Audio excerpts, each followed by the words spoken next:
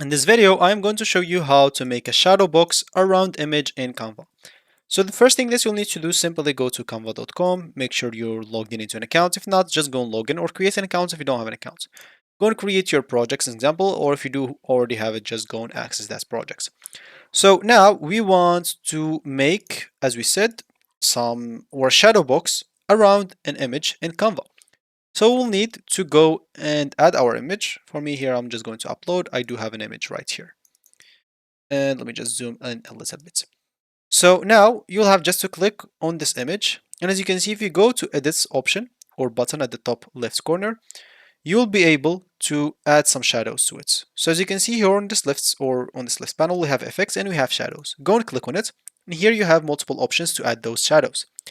You can add some glow shadows, and of course you'll be able to adjust them however you want.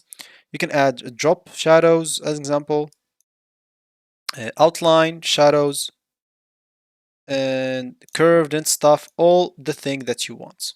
So it's totally up to you to add it however you want. Maybe an example, maybe this, maybe this. So add it however you want.